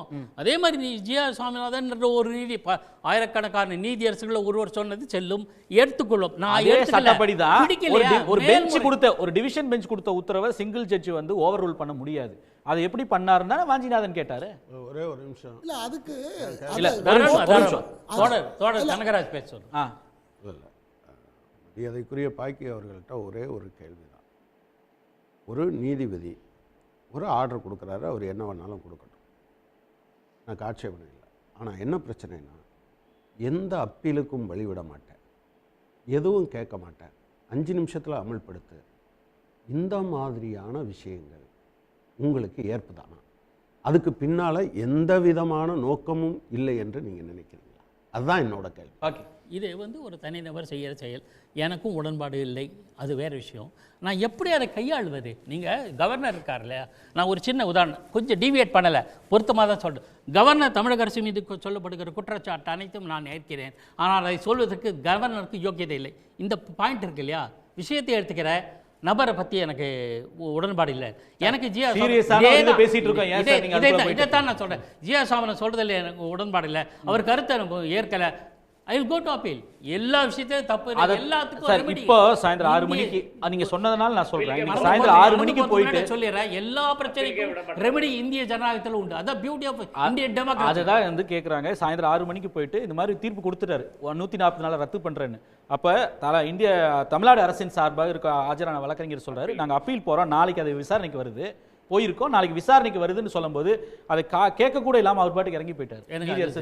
அது அப்படியெல்லாம் எனக்கு தெரியாது, எனக்கு தெரியாது, நான் சரியா தப்பா நான் நீதிமன்றத்தில் இருந்து எங்களுடைய நிருபர் பார்த்து செய்தியே எல்லாருக்கும் நான் சொல்றேன். நமக்கு அந்த மாதிரி கிரீவன்சஸ் குறைபாடுகள் நேற்றுக்கு 5 நிமிஷத்துல சார் 6 மணிக்கு கண்டெம்ட் எடுத்து 6:05க்கு ஆர்டர் எப்படி போட முடியும்? கண்டென்ட்ல குறைந்தபட்சம் நேச்சுரல் ஜஸ்டிஸ்ல நம்மளோட பிரதிவாதமாக கேட்கணும் இல்லை, உங்களோட கவுண்டர் என்ன, உங்க மேல கண்டென்ட் இருக்குன்னா என்ன, என் மேல கண்டெம்ட்னா என்ன கண்டெம்ட்னு என்னோட பதிலாவது கேட்காம தான் கேட்டு தான் ஆர்டர் பண்ணணும். கேட்கல இல்ல, நமக்கு அது ரெமெடி தேடிக்கலாம, இன்னொரு வழி இருக்கு. அது ரெமெடி தேடி தான் இன்னைக்கு பெஞ்சுக்கு போனாங்க. இந்திய ஜனநாயகத்துல இந்த கோர்ட் எனக்கு திருப்தியா இல்லை, மேல போகலாம். அந்த கோர்ட் மேல ரிவ்யூ பெட்டிஷனர் அததான் அவங்களும் கேட்குறாங்க அரசு தரப்புல. அப்படி என்னங்க அவசரம், நாங்கள் அப்பீல் போயிருக்கோம்னு சொன்னா இல்ல இன்னும் கொஞ்ச நேரத்துல இதை அமல்படுத்தலைன்னா நான் இன்னும் கடுமையான உத்தரவு பிறப்பிக்க வேண்டியிருக்கும். அதையும் கோட் பண்ண எல்லாமே பதிவா இருக்குமில்ல, பதிவான அத்தனை விவகாரங்களையும் எடுத்து அதை விட மேல் உள்ள அமைப்புக்கு செல்லுங்கள், நீதி அமைப்புக்கு செல்லுங்கள், செல்வதற்கான வசதிகளும் வாய்ப்புகளும் இந்திய ஜனநாயகத்தில் உண்டு சார். சூர்யா, அடிப்படையில் 2-3 விஷயம் சார் திருப்பி அதுவரை இம்ப்ளிமெண்ட் பண்ண முடியாதுல்ல, தீர்ப்பை அதுவரை அமல்படுத்த முடியாது. இப்போ அடிப்படையில் எல்லாத்துக்குமே தோழர் ஒரு நெறியாளரான சந்தேகம் வருது. இல்ல அவருக்கு நான் போய்க்கிறேன், நான் வரேன். இந்த திருப்பரங்குன்றத்தில் எந்த இடத்தில் தீபம் ஏற்றுவது அப்படிங்கிற ஒரு டிஸ்பியூட்ல இதுக்கு முன்பு வந்த வழக்குகள் பற்றி சொன்னபோது அது புது தகவல் அப்படின்னு குமார் சார் சொன்னாங்க. 2014 2017 புது தகவல் கிடையாது. ஏன்னா 2017 ஜட்ஜ்மெண்ட் 7/12/2017 அன்னைக்கு கல்யாணசுந்தரம் பவானி சுப்ராயன் அமர்வு கொடுத்த ஜட்ஜ்மெண்ட் என்ன வேலிடேட் பண்ணுதுன்னா, ரிட்டு 1/5/2014 அந்த வழக்கினுடைய தீர்ப்பு, சிங்கிள் ஜட்ஜ் அவருடைய தீர்ப்பை செல்லும்னு வேலிடேட் பண்ணுறது தான் இருநபர் நீதிபதிகளுடைய வேலையா இருக்கு. இது அதுல சொன்னதுனால அதுல ஒரே ஒரு விஷயத்தை மட்டும் தெளிவுபடுத்தணும். இபிஎஸ் கொஞ்ச நேரத்துக்கு முன்னாடி ஒரு அறிக்கையை, ஒரு ஸ்டேட்மெண்ட் ஏதோ வந்திருந்தது. அவர் என்ன சொல்லியிருக்காருன்னா, தனி நீதிபதி உத்தரவை வந்து அப்பீலுக்கே போகாம 2 நாளைக்கு முன்னாடியே அமல்படுத்தி இருக்கணும் தான் இந்த பதட்டம் வந்திருக்காதுன்னு அவருடைய அரசு எடுத்த முடிவு 7/12/2017 அந்த தீர்ப்பே அரசு பெற்ற தீர்ப்பு, அவருடைய அரசு பெற்ற தீர்ப்பு. அதுக்கு முரணாக ஒரு தனி நீதிபதி கொடுத்த உத்தரவை இவர் வந்து ஆமோதிச்சு பேசுறார். அவர் எடுத்த முடிவுக்கு எதிராகவே வந்து திரு இபிஎஸ் அவர்கள் ஒரு நிலைப்பாடு எடுத்திருக்கார். இது ஒண்ணு. இன்னொரு முக்கியமான விஷயம், சார் சொன்னாங்க அப்படி கொடுக்க முடியாது, 2 நபர் நீதிபதி கொடுத்த ஒரு தீர்ப்பை ஒரு நீதிபதி வந்து மாற்ற முடியாது அப்படிங்கிற. அதை தான் நாங்களும் டிஸ்பியூட்னு சொல்றோம். அதுதான் இந்த வழக்கினுடைய பிரச்சனைன்னு சொல்றோம். ஏற்கனவே ஒரு நீதிபதி இதை வந்து இப்போதைய நடைமுறையே தொடரட்டும்னு 2014 தீர்ப்பு கொடுத்து அதை 2 நீதிபதி உறுதி செய்த பிறகு இன்னைக்கு ஜிஆர் சுவாமிநாதன் திடீர்னு அடுத்த வழக்குல நீங்க வந்து அது ரெண்டுமே செல்லாது, நான் புதுசா வந்து வேற இடத்துல நீங்க கொண்டு வந்து விளக்கேத்துங்க அப்படின்னு நான் சொல்லுவேன்னு ஒரு தீர்ப்பை கொடுக்கிறார். இதற்கு எதிராக ஆலய நிர்வாகம் தன்னுடைய மரபுகளையும் மக்களுடைய நம்பிக்கைகளையும் பாதுகாப்பதற்காக அப்பீலுக்கு போவதற்கான முடிவை எடுக்குது. அப்பீலுக்கு போறதுக்கு 30 நாள் டைம் இருக்கு. அந்த டைமுக்கு இடையிலேயே கண்டெம்ட் போட்டு நீ உடனடியாக 5 நிமிடத்தில் செய்ய, 10 நிமிடத்தில் செஞ்சு, 12 நிமிஷத்துல செய்ய அப்படின்னு ஃபோர்ஸ்ஃபுல்லா இதை அமல்படுத்துவதற்கான முயற்சியில அவர் ஈடுபடுகிறார். இன்னொரு முக்கியமான விஷயம், ஏன் இந்த பதட்டம் வருது அப்படின்னா, இந்துத்துவ அமைப்புகளுக்கும் இதை ஃபோர்ஸ்ஃபுல்லா நிலைநாட்டணும்னு நினைக்கக்கூடியவர்களுக்கு ஏன் பதட்டம் வருது அப்படின்னா, 2015ஆம் ஆண்டு ஒரு முக்கியமான தீர்ப்பு வந்து கரூர் மாவட்டத்தில் நடக்கக்கூடிய ஒரு விவகாரத்தில் வருது. கரூர் மாவட்டத்தில் ஒரு ஆலயத்தில் பார்ப்பனர்கள் உண்டு போட்ட எச்சில் இலை மீது உருளக்கூடிய ஒரு மரபு இருக்கு.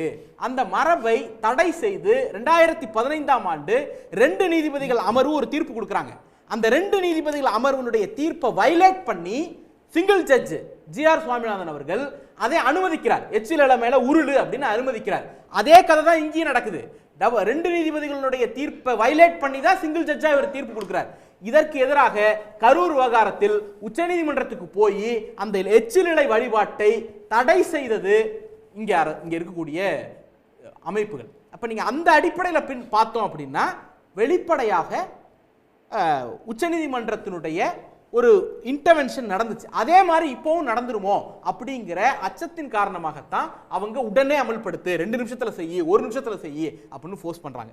நேற்றைக்கு நடந்த சம்பவத்தில் அரசு காவல்துறைக்கு முன்னால் ஒரு சவாலும் ஆலயத்தின் முன்னால் ஒரு சவாலும் இருந்தது சார். ஒன்று நான் மீண்டும் மீண்டும் சொல்ல விரும்புகிறேன், குமார் சார் சொன்னதாக இருக்கட்டும், யார் சொன்னதாக இருக்கட்டும், தர்கா தரப்பு என்ன நினைத்தது, முஸ்லிம் தரப்பு என்ன நினைத்தது, அது கேள்வியே இல்லை. இது ஹிந்து வெர்சஸ் முஸ்லிம் கிடையாது. ஆலய நிர்வாகமும் சங்கி கும்பலுக்கும் எதிரான சண்டை தான் இந்த சண்டை. ஆலய நிர்வாகம் நூற்றாண்டு மரபை காப்பாற்றணும் நினைக்குது, முருக பக்தர்களுடைய உணர்வுகளை மதிப்பளிக்கணும்னு நினைக்குது. இல்ல நான் விரும்புற இடத்துல தான் நீ ஏத்தணும்னு இந்துத்துவ கும்பல் சொல்லுது. இது ரெண்டுத்துக்குமான சண்டையில தர்கா தரப்பை இழுக்குது அப்படிங்கிறதே அடிப்படையில் அறமற்ற செயல். ஏன் இதை நான் மீண்டும் வலியுறுத்துறேன்னா, நான் திருப்பி சொல்றேன், ஆலயத்துக்கு நேற்று இருந்த சவால் நூற்றாண்டு மரபை காப்பாற்றுவது, பக்தர்களுடைய நம்பிக்கையை ஃபெய்த்தை காப்பாற்றுறது. காவல்துறைக்கு இருந்த சவால் கலவரம் ஏற்படாமல் தடுப்பது. நேற்றைக்கு ரெண்டையுமே செய்தார்கள். நூற்றாண்டு மரபுபடி வழக்கமான இடத்தில் தீபம் ஏற்றப்பட்டது. அதே போல அரசு தரப்பில் காவல்துறை தரப்பில் கலவரத்தை கட்டுப்படுத்தினார்கள். இது ரெண்டுலையும் நேற்று வெற்றி பெற்றிருக்காங்க. நாளைக்கு இது அப்பீலுக்கு போகுது, அங்க தோத்து போறோம், அது இது எது வேணாலும் நடக்கலாம் சார். ஆனா மக்களுடைய நம்பிக்கையை காப்பாற்றிய வகையில் ஆலயமும் கலவரத்தை கட்டுப்படுத்திய வகையில் அரசும் போராடி வென்று இருக்கிறது. நாளைக்கு தோத்து போனா போராடி தோத்தோம்னு சொல்லிட்டு போறோம், அது வேற. என்னுடைய கேள்வி எல்லாம் ஒன்னே ஒண்ணுதான். 2018 உச்சநீதிமன்றத்தினுடைய சபரிமலை தீர்ப்புக்கு எதிராக அமித்ஷா சொன்ன ஒரு முக்கியமான வார்த்தையை நான் கோட் பண்ண விரும்புறேன். என்ன சொல்றாரு, இந்த மாதிரியான விஷயங்களில் நிறைவேற்ற முடியாத தீர்ப்புகளை வழங்குவதை நீதிமன்றங்கள் தவிர்க்க வேண்டும். எது?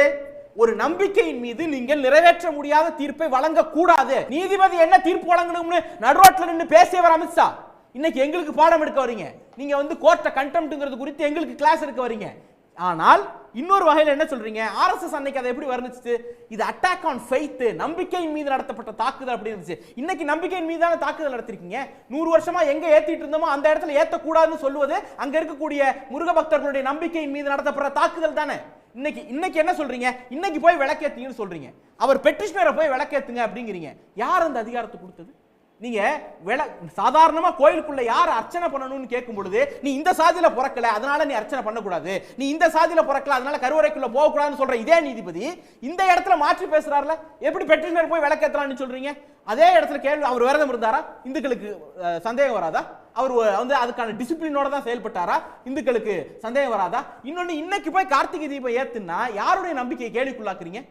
திருவண்ணாமலையில 2 தீபம் ஏத்துவாங்க, ஒன்னு பரணி தீபம், இன்னொன்னு கார்த்திகை தீபம். பரணி நட்சத்திரத்துல ஏத்துறது பரணி தீபம், கிருத்திய நட்சத்திரம் ஏத்துறது கார்த்திகை தீபம். இன்னைக்கு ரோஹிணி நட்சத்திரம் வந்துருச்சு, இன்னைக்கு போய் நீ கார்த்திகை தீபத்தை ஏத்துனா இது ஆன்மீகமா அரசியலா? அரசியல் உள்நோக்கத்தோடு செயல்படக்கூடியவர்கள் ஆன்மீகத்தை ஷீல்டா பயன்படுத்துறாங்க. மக்களுடைய ஆன்மீக உணர்வை காப்பாற்றுகிற வகையில் நேற்றைக்கு மாலை 6 மணிக்கு வழக்கமான இடத்தில் தீபத்தை ஏற்றியது கோயில் நிர்வாகம், அதை நிலைநாட்டி காட்டியது அரசு. குமார், நட்சத்திரமே மாறிடுச்சு. அது அவரோட வியூ. அதாவது நீங்க வழக்கமா இதெல்லாம் வந்து கடைபிடிக்கலன்னு சொல்லுவீங்க திமுகவோ அந்த கட்சியில, ஆனால் வந்து நட்சத்திரம் மாறிடுச்சு, மரபுப்படி அந்த முறைப்படி தான் வந்து நட்சத்திரப்படி ஏத்திருக்கு அரசு கோயில் நிர்வாகம். ஆனா அதற்கு முரணா வந்து இன்னைக்கு போய் வந்து சம்பந்தமே இல்லாம போய் ஏத்த சொல்றீங்களே அப்படின்னு கேட்கிறாரு. இது ரொம்ப சிம்பிளா பார்க்கலாம் சார், இதுக்கு ரொம்ப சுத்தி அகலமா இது பண்ண வேண்டிய அவசியம் இல்லை. கோயிலில் அது திருப்பரங்குன்றம் என்பது எல்லாருக்கும் தெரிஞ்ச விஷயம். அறுபடை வீட்டில் முதல் பிரதான இடம் முருகனுடைய அருள் பெற்ற இடம், அது உலகறிஞ்ச விஷயம். இப்போ எனக்கே கொஞ்ச நாளைக்கு முன்னாடி தான் தர்கா அங்கே இருக்கிறதெல்லாம் எனக்கே தெரியும். அது சைடில் அங்கே ஒரு இடத்துல இருக்குங்கிறது இப்போ சர்ச்சை வந்த பிறகு தான் தெரியும். நான் நிறைய வாட்டி போயிருக்கேன், யாருக்குமே இந்த மாதிரி சர்ச்சை தெரியாது. ஆமாம், அதனால போனது வரைக்கும் யாருக்கு அந்த சர்ச்சையே தெரியாது. இந்த விஷயத்தை பொறுத்தவரையில் ஒரு 100-150 ஆண்டுகளுக்கு முன்னால் நடந்த ஒரு பிரச்சனையை வைத்து அதுக்கு ஒரு வரலாறு இருக்கிறது, பழைய வரலாறு. அதை சொன்னால் இப்போ டைம் இருக்காது.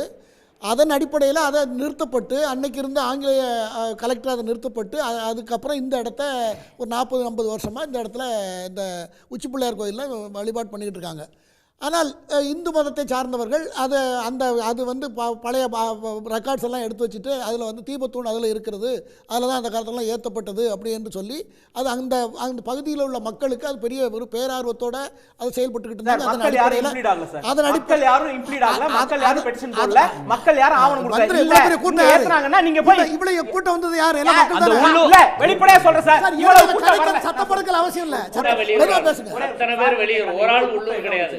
நேற்றைக்கு இருந்த சார் ஒரே நிமிஷம் இல்ல, அந்த காலத்துல ஒரு ஊர்லயே ஒரே 2 பேர் ஒரு நிமிஷம் 2 பேர் இல்ல திரும்பி அனுமதி கொடுங்க. சூரிய திரும்பி வர்றேன். அந்த உள்ளூர் மக்களா இருந்தாங்கன்னா அந்த ஊர்லயே இருந்தாரு அவர், பார்த்தவர் வாஞ்சிநாதன்.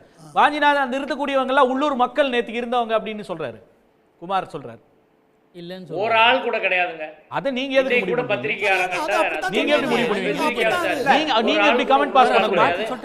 அவர் கடத்து அவர் நிறுத்தி களத்துல பாத்து சொல்றாரு கிடையாது. அவர் எலுமலை சங்பரிவார அமைச்சர் முடிச்சிட்டோம். வழக்கு கூட அவங்களுக்கு ஆள் கிடையாதுங்க.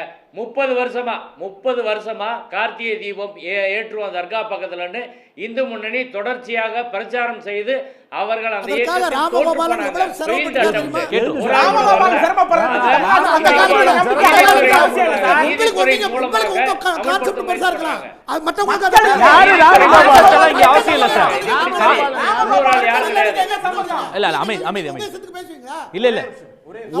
ஒரு தனிப்பட்ட அமைப்போ சார், ஒரு தனிப்பட்ட அமைப்போ ஒரு நபரோட விருப்பத்துக்கு, ஒரு தலைவர் விருப்பத்துக்கெல்லாம் வந்து மக்கள் வந்து மாத்திக்க முடியாது.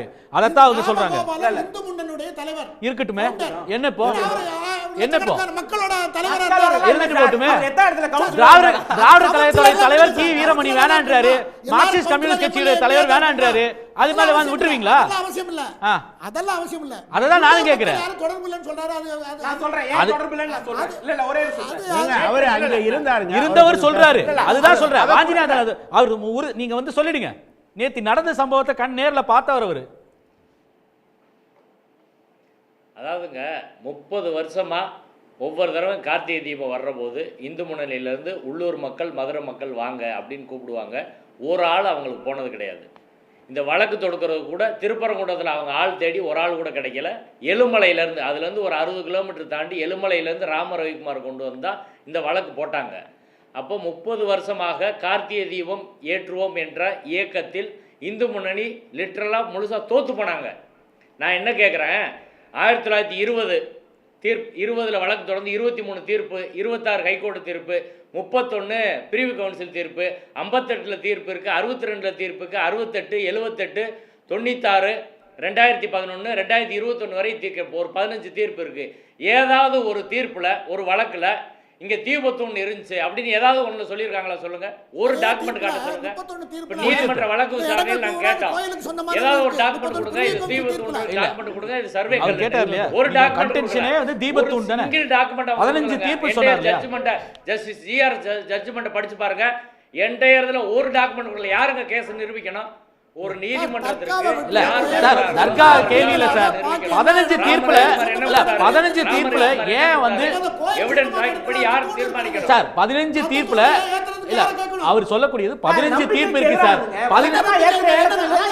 இல்ல சூர்யா ஒரே நிமிஷம் திருக்குமார், அதாவது 15 தீர்ப்பை மேற்கோள் காட்டுறாரு. 15 தீர்ப்புல ஒண்ணுல கூட வந்து தீபத்தூண் ஏன் டாக்குமெண்டே ஆகல? ஏன் வந்து கிளைமெண்ட்ஸ் யாராவது ஒருத்தராவது ரெக்கார்ட் பண்ணிருப்பாங்களே, ஏன் இல்லன்னு கேக்குறாருல? எல்லா ரெக்கார்ட்ல இருக்கு சார். ஜட்ஜ்மென்ட்ல இல்லன்றாரு. இல்லையே சார், வாதத்துல வந்து வைக்கலையே தீபத்தூண்ற வார்த்தையை. அவரு நீதிபதி ஜிஆர் சாமிநாதனுடைய ஜட்ஜ்மெண்ட்ல இருக்கா? அது சொல்லி இருக்காரா? சார் எடுங்க. தீபத்தூண்ங்கிற வார்த்தையை பயன்படுத்தி இருக்காரு. அதுக்கு ரெஃபரன்ஸ் எங்க ஆதாரம்னு காட்டி இருக்காரு, அது சொல்லுங்க. ஆக திரு சூர்யா நீங்க ஒரே சார் என்ன சொல்றாங்க, உள்ளூர் மக்கள் ஆதரவு அளிச்சாங்க அப்படிங்கிறாங்க. உள்ளூர் மக்கள் போய் யாரும் வந்து பெட்டிஷன் போடல, முருக பக்தர்கள் பெட்டிஷன் போடல. ஒரு இந்துத்துவ அமைப்பு ஒரு சிங்கிள் நபரை வச்சுட்டு பெட்டிஷன் போடுறாங்க. நேற்றைக்கு அவர்கள் அங்க கலவரத்தில் ஈடுபட முயன்ற போதும் நீங்க அந்த விஷுவல்ஸ் இன்னைக்கு எடுத்து பார்த்தீங்கன்னா தெளிவா தெரியும். ஒரு 20-25 பேர் அங்க கலவரத்தில் ஈடுபடுறாங்க. சுத்தி அத்தனை கடைகள்லயும் மக்கள் அவன் பாட்டுக்கு அவன் வேலையை பார்த்துட்டு இருக்காங்க. இன்னொரு இடத்துல வெளிப்படையா வந்து இன்னைக்கு காலையில ஒரு கட்டத்துல பதட்டமாயி அவர்கள் வந்து காவல்துறை மேல வந்து தூக்கி வீசி அவர் வந்து அடிபட்டதுக்கு அப்புறம் தான் ஷட்டர் எல்லாம் க்ளோஸ் பண்ணாங்க. ஆனா யாரும் இவங்களுக்கு ஆதரவா வந்து நிக்கல. என்ன அர்த்தம்னா உன்னை கண்டுக்கலன்னு அர்த்தம். சங்கி கும்பலனுடைய கலவரத்தை அந்த இருக்கக்கூடிய மக்கள் கண்டுக்கல, காவல்துறை அடக்கும் நினைச்சிட்டு போயிட்டாங்க. ஒண்ணு. இன்னொரு முக்கியமானது, அன்னைக்கு கலவரம் பண்ணிட்டு இருந்த அந்த காவி கும்பலை கைது செய்து அந்த டிடென்ஷன் அரெஸ்ட் கூட்டு போகும் பொழுது அங்க இருந்த மக்கள் கூடி நின்று விசில் அடிச்சு கை தட்டி கொண்டாடின விஷுவல்ஸ் இன்னைக்கு இருக்கு. இதுதான் தமிழ்நாட்டினுடைய மரபு, இதுதான் தமிழ்நாட்டினுடைய நல்லிணக்க மரபு. உள்ளூர் மக்கள் போனாங்கன்னு போன போக்குல வந்து கதை கட்டிட்டு போறதை அனுமதிக்க முடியாது. இன்னைக்கு சார் தேங்காய் உடைக்கிறேன்ட்டு போய் அந்த பெட்டிஷனர் நிக்கிறாரு, இப்ப ஓரமா போப்பா அப்படின்னு ஒரு அம்மா சொல்லிட்டு போறாங்க. இதுதான் தமிழ்நாடு. இந்த இடத்துல உள்ளூர் மக்கள் ஆதரவளிச்சாங்க அப்படிங்கிறதே அபத்தமானது. ஒரு இந்துத்துவருடைய ஒரு காவி கும்பலினுடைய நம்பிக்கையா முருக பக்தர்களுடைய நம்பிக்கையா அப்படின்னு வரும்பொழுது ஆலய நிர்வாகமும் அரசு முருக பக்தர்களுடைய நம்பிக்கை பக்கம் நின்றுக்கிறது. நீதிமன்றம் வந்து அந்த காவி கும்பலின் நம்பிக்கை நிலைநாட்டுங்கன்னு சொல்லுது. திரு வாஞ்சிநாதன் ரொம்ப நேரம் குறுக்கிட்டு இருந்தீங்க. அதாவது ஜுடிஷியல் டிசிப்ளின் அப்படின்றது இந்திய நீதித்துறையால் அங்கீகரிக்கப்பட்ட ஒரு சட்ட மரபு. கான்ஸ்டியூஷன் பெஞ்சுக்கு 2 நீதிபதிகள் கட்டுப்படணும், உச்சநீதிமன்றத்துக்கு உயர் நீதிமன்றம் கட்டுப்படணும், 2 நீதிபதிகளுக்கு 1 நீதிபதி கட்டுப்படணும். அது ஜுடிஷியல் டிசிப்ளினை ஃபாலோ பண்ணல ஏற்கனவே நீதிபதி ஜிஆர் சுவாமிநாதன் அவர்கள் என்று கரூர் மாவட்டம் நெரூர் மாடல் வழக்கில், அந்த எச்சிலை வழக்கில் சென்னை உயர்நீதிமன்றத்தின் 2 நீதிபதிகள் அமர்வு அவரை கண்டித்து அந்த தீர்ப்பை ரத்து பண்ணாங்க. நாங்கள் தான் அதில் அப்பீல் போனோம். கவர்மெண்ட்டில் தான் அது அப்பீல் வந்தாங்க. கரூர் மாவட்ட ஆட்சியர் இந்த திமுக ஆட்சியில் தான் வந்து 2024 அந்த தீர்ப்பை நாங்கள் வாங்கினோம். இப்படி தொடர்ச்சியாக நீதித்துறை மரபு, அரசியல் சட்ட மரபு, சட்டப்படியான நடைமுறைகள் எதையுமே கடைபிடிக்காமல் ஒரு நீதிபதி செயல்பட முடியுமான்றதான் கேள்வி. இன்னைக்கு கூட இந்த கேஸு திண்டுக்கல் கேஸ் ஒன்று வருது, அதுலேயும் கார்த்திகை தீபம் ஏற்றன்னு சொல்லி சங் பரிவாரம் புகழ் பிரச்சனை பண்ணுறாங்க. நேற்று தான் உத்தரவு போடுறாரு, முதல் நாள் உத்தரவு போடுறாரு, நேற்று அதை அமல்படுத்தணும்னு சொல்லி உடனே கண்டெம்ட். எப்படி சேம்பரில் போய் மென்ஷன் பண்ணுறாங்க. அவங்க சேம்பரில் அதர் சைடு கவர்மெண்ட்டுக்கு சொல்லவே இல்லை, 12:15 சொல்லி 1 மணி கேஸுக்கு வாங்கன்றாங்க. இப்போ எப்போ அந்த கோர்ட்டில் மென்ஷன் பண்ணுறாங்க, எப்போ வழக்கு எடுக்கிறாங்கன்னு கவர்மெண்ட்டுக்கே குழப்பமாக இருக்குது. நேற்றைய தினம் அங்கே உள்ள ஏஏஜி அஜ்மல் கான் அவர்கள் இது ஓப்பன் கோர்ட்லேயே சொல்லிட்டாரு, இந்த கோர்ட்டில் எப்படி நடக்குது, எல்லாம் பிஹைண்ட் பேக்காக நடக்குது அப்படின்னு ஓப்பன் கோர்ட்லேயே சொன்னார். சிசிடிவி ஃபுட்டேஜை கூட நீங்கள் பாருங்கள். இப்போ வழக்கை விசாரணைக்கு ஏற்ற நடைமுறை, ஏற்கனவே நீதிமன்ற மரபுகள், கன்ஸ்ட்ரக்டிவ் ரெஸ் ஜுடிகேட்டா என்று சொல்வார்கள், முன் தீர்ப்பு தடை. ஏற்கனவே ஒரு பிரச்சனையை நீதிமன்றம் தீர்த்த பிறகு மீண்டும் அதே பிரச்சனையை நீதிமன்றம் எடுத்து தீர்க்க முடியுமா? ஆனால் தீர்க்க முடியாது. அதுக்கு ரெஸ் ஜுடிகேட்டா என்ற முன் தீர்ப்பு தடை இருக்கிறது. இதை நாங்கள் நீதிமன்றத்தில் சொன்னோம்.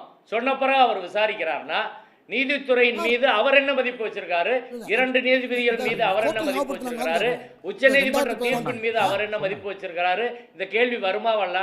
நீதிபதி நீதிமன்ற உத்தரவை அரசாங்கம் மதிக்கல அப்படின்னு சொல்ற நீதிபதி திரு ஜிஆர் சுவாமிநாதன் அவர்கள் அவர் நீதிமன்ற உத்தரவை மதிச்சாரா அப்படின்ற கேள்விக்கு பதில் சொல்லணும்ல. 2 நீதிபதிகள் உத்தரவு இப்ப இல்ல, கரூர் மாவட்டம் நெரூர் வழக்குல 2015 ஜஸ்டிஸ் மணிக்குமார் பெஞ்ச் ஜட்ஜ்மெண்ட் அவர் மதிக்கல. இப்பயும் justice Kalyana Sundaram, justice Bhavani Subrayan bench அவர் மதிக்கல. இது அவரே நீதித்துறை உத்தரவுகளை மதிக்கலைன்னா இது எப்படி சரியாக இருக்கும்? அவர் எப்படி அரசாங்க தரப்பு நீங்கள் மதிக்கலன்னு சொல்ல முடியும்? நன்றி வாஞ்சிநாதன். திருக்குமார் சுருக்கமா அந்த பழைய ஆர்டர்ஸை கோர்ட்டில் மென்ஷன் பண்ணாங்களா, கேட்டாங்களா, ஆர்கியூ பண்ணாங்களாங்கிறது தான் இல்ல அதெல்லாம் சைட் பண்ணி பேசியிருக்காங்க. பேசினா செய்தியில் எதுவுமே நாளைக்கு அது வரப்போகுது. நாளைக்கு பேப்பரை பார்த்தா தெரியும். அவர் கோர்ட்டில் இருந்ததுனால, மதுரை இருந்ததுனால அவர் அதிகப்படியான தகவலோடு பேசுகிறார். நான் அதுக்கு ஒன்றும் சொல்லலை. ஆனாலும் நம்முடைய கம்யூனிஸ்ட் கட்சியுடைய தலைவர் சண்முகம் அவர்கள் அவர் நீதிபதிக்கே தகுதியில் இப்படிலாம் பேச முடியுமா? சமீபத்தில் செந்தில்குமார் ஜட்ஜ்மெண்ட்டில் செந்தில்குமாருடைய விஷயத்தில் திரு வரதராஜன் யூடியூப் போட்டாருன்னு சொல்லிட்டு வீடியோ போட்டதுனால அவருக்கு 3 கேஸை போட்டு அந்த 3 கேஸுமே 3 கேஸு கம்ப்ளைண்ட்னு ஒரு ஆளை போட்டிருக்காங்க. அந்த 3 கம்ப்ளைண்ட்டும் ஆள் இல்லைன்னு சொல்லிட்டு அவருக்கு வெளியே வந்து நோட்டீஸ் அனுப்புறாரு. சார் நீதிமன்றியோட ஜட்ஜ்மெண்ட்டை வந்து கிரிட்டிசைஸ் பண்ணி அவரோட ஜட்ஜிங் கெபாசிட்டியை அதுதான் சார் தகுதி கேள்வி எழுப்புறது வேற. அப்படி சொல்லக்கூடாது. அது அவங்க சந்திச்சுப்பாரு, திரு சண்முகம் சந்திச்சுப்பாரு. ஆனா நீங்க சொல்லக்கூடிய நபர் இருக்கு இல்லையா, இல்ல நீங்க சொல்லக்கூடிய நபர் வந்து மேட்டர் சப்ஜுடிஸ். ஆனா அவர் வந்து இன்டெகிரிட்டியை கேள்வி எழுப்புற மாதிரி வந்து ஒரு பதிவை போட்டிருந்தாரு. அதனாலதான் அதுக்கு அந்த பிரச்சனைக்கு உள்ளானார். சுருக்கமா முடிச்சுங்க, நேரம் அந்த கம்ப்ளைண்ட் யாரை காமிச்சாங்களோ போலீஸ், அந்த கம்ப்ளைண்ட்டே உண்மை இல்லைன்னு வந்துட்டு இப்போ. ஏன்னா அவர் வந்து அவங்களுக்கு நோட்டீஸ் அனுப்பிச்சிருக்காரு, அந்த மாதிரி அட்ரஸ்லேயே ஆள் இல்லைன்னு திரும்ப வந்திருக்கு. இந்த மாதிரி இந்த அரசாங்கம் இப்படி நடந்துகிட்டு இருந்தா மக்களுக்கு எப்படி நல்ல அபிப்பிராயம் வரும்? நன்றி நன்றி திரு கனகராஜ். அதாவது நான் எந்த தனிப்பட்ட மனிதரையும் அவர் என்னை விட வயசில் அல்லது படிப்பில் என்னவா இருந்தாருனாலும் நான் யாரையும் அவமானப்படுத்துவதாக நான் நினைப்பேன். ஆனால் ஒரு கலகத்துக்கான விதையை நீங்கள் போட்டுக்கொண்டே இருந்தீர்கள் என்றால் எனக்கு பயம் வருது. எத்தனை கொலைகள், எவ்வளவு இரத்த களரி, நீங்கள் இந்த நாட்டை ஒட்டுமொத்தமாக நாசமாக்கிட்டீங்கன்னா என்ன பண்ணுறது?